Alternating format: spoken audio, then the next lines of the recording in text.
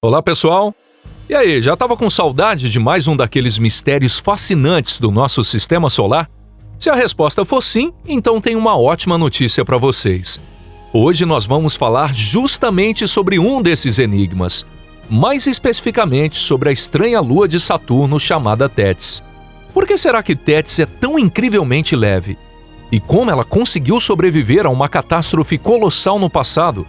Se você curte esse tipo de conteúdo e ainda não se inscreveu aqui no canal, aproveita agora mesmo para fazer isso. Assim você garante que não vai perder nenhum assunto incrível como esse. E aí, pessoal? Quem está falando com vocês é o Deluca aqui no canal Pipa. Então, bora começar o nosso vídeo de hoje.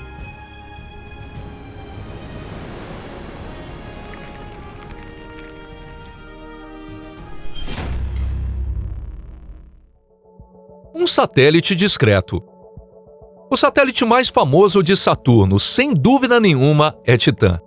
Embora não seja feito de água, mas sim de hidrocarbonetos, ele possui mares e rios, compondo um verdadeiro sistema aquático, o único além da Terra em todo o universo conhecido. Mas o sistema de Saturno, o sexto planeta do sistema solar, não se resume apenas a Titã. Em comparação com ele, os outros satélites podem até parecer simples demais, sem graça, quase entediantes à primeira vista. Só que isso é até a gente começar a investigar mais a fundo. E um desses satélites é justamente Tétis. A descoberta de Tétis aconteceu há bastante tempo, mais precisamente no ano de 1684. O responsável por essa façanha foi o renomado astrônomo italiano Giovanni Domenico Cassini, que classificou esse astro como uma das chamadas estrelas de Luís. Esse nome foi dado aos satélites de Saturno em homenagem ao rei Luís XIV da França, o famoso Rei Sol, que era o patrono de Cassini. Apesar disso, outros astrônomos preferiam se referir a ele como Saturno III. Já o nome atual Tétis foi proposto em 1847 por John Herschel, seguindo a tradição da época de nomear os satélites com figuras da mitologia grega, no caso, uma das Titânides, ou seja, os gigantes mitológicos.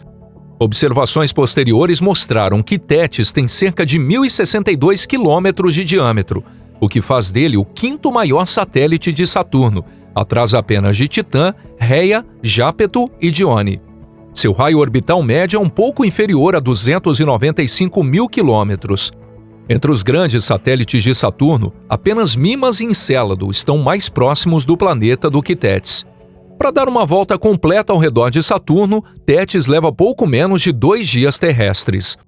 E como é comum em satélites bem comportados, ele mantém sempre a mesma face voltada para Saturno.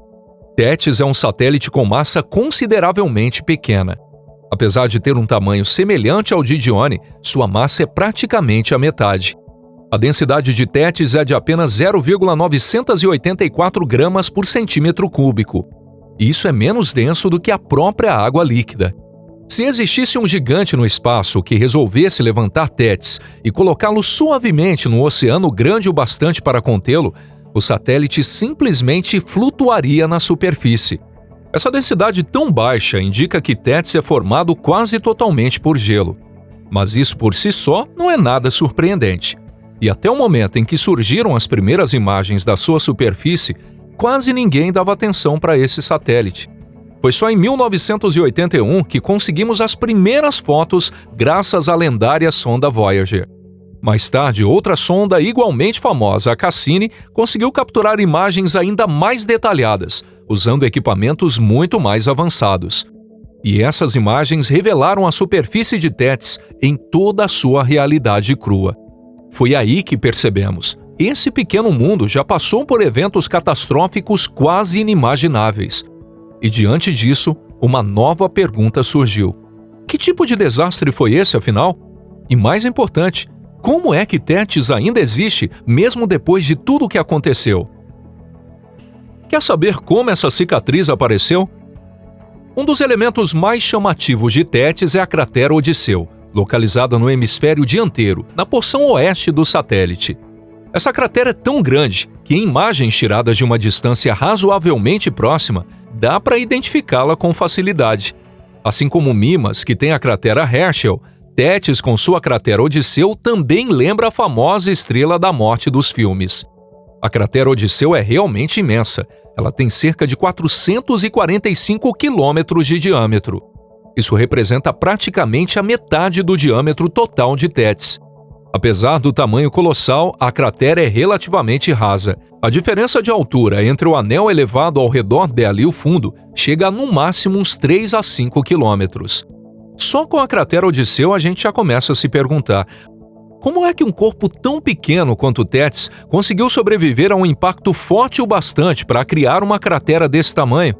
Mas o mistério não termina na cratera Odisseu, não mesmo. Além de ser um satélite com uma quantidade enorme de crateras, Tétis também é coberto por incontáveis cânions e fraturas, como se estivesse envolto por uma teia de rachaduras. Entre todas essas estruturas, o maior de todos os cânions é o chamado Vale de Ítaca. Esse vale se estende por incríveis 2.000 quilômetros e chega a medir até 100 quilômetros de largura. Ele fica bem perto da cratera Odisseu e foi a primeira formação da superfície de Tétis a ser observada por uma sonda espacial. O Vale de Ítaca praticamente contorna Tétis inteiro, como se fosse uma cicatriz que rodeia o corpo. Como já comentamos antes, a superfície de Tétis levanta a seguinte questão: como esse satélite ainda está inteiro depois de tanto dano? Um evento catastrófico capaz de causar cortes tão profundos normalmente teria despedaçado Tétis por completo. Então, por que isso não aconteceu? As cicatrizes de Tétis talvez sejam o maior dos seus mistérios, mas com certeza não são o único. Outro fato curioso é que Tétis é um dos corpos celestes mais brilhantes do Sistema Solar com superfície sólida, com um albedo geométrico de 1,229. Só para comparar, o albedo da Terra gira em torno de 0,3 e o da Lua é de apenas 0,12. Além disso, o hemisfério dianteiro de Tétis, ou seja, aquele que vai à frente na sua órbita em torno de Saturno, é cerca de 15% mais brilhante que o hemisfério traseiro. E olha que curioso, na frente e atrás de Tétis existe um pequeno corpo celeste em cada lado, os chamados satélites troianos. Esses satélites troianos são pequenos corpos que ficam nos pontos de Lagrange de outro astro, orbitando junto com ele, sempre na mesma posição relativa. O pequeno bloco de gelo que acompanha Tétis pela frente se chama Telesto. Ele é como um iceberg espacial bem brilhante flutuando no cosmos. Coberto por uma espessa camada de neve, seus detalhes geológicos mal podem ser vistos, como se alguém tivesse polido sua superfície. O comprimento máximo de Telesto ultrapassa um pouquinho os 33 quilômetros. Já na retaguarda de Tétis, temos Calisto. Ele é parecido com Telesto em tamanho e aparência, quase como um gêmeo. Corpos gelados tão pequenos assim não podem ser detectados sem um telescópio potente o bastante. Telesto e Calipso não escondem grandes segredos, mas não se esqueça deles. Esses dois pequenos satélites troianos vão ser importantes para a gente aqui no próximo capítulo.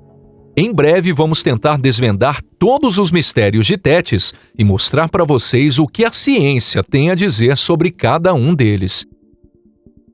Uma resposta ou mais um mistério? Por que Tétis é tão incrivelmente brilhante? Essa talvez seja a pergunta mais simples de todas. E assim que os cientistas começaram a estudar o espaço ao redor de Tétis, encontraram essa resposta quase que de imediato. Em especial, eles conseguiram investigar em detalhes o chamado Anel E. Como você já deve saber, Saturno é cercado por um poderoso sistema de anéis. Esses anéis influenciam os satélites do planeta, e os satélites, por sua vez, também influenciam os anéis. E no caso de Tétis, é justamente o Anel E o principal responsável pelo seu alto albedo. Esse anel é formado por partículas de gelo que são ejetadas pelos geysers do satélite Encélado, outro membro da família de Saturno.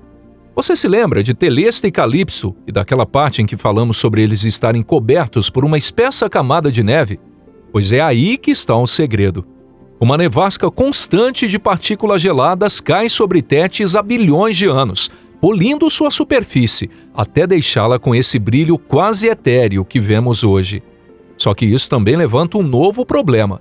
Se esse revestimento vem acontecendo há tanto tempo, seria de se esperar que o relevo de Tétis já estivesse completamente suavizado. Mas na prática, isso não acontece. Talvez alguma forma de atividade geológica mantenha essas feições visíveis, mas até agora nada disso foi observado. Tétis não apresenta nenhum sinal de geysers ou vulcões de gelo. Ele parece, geologicamente, um mundo morto. Na verdade, a maior incógnita de todas talvez esteja justamente dentro de Tétis.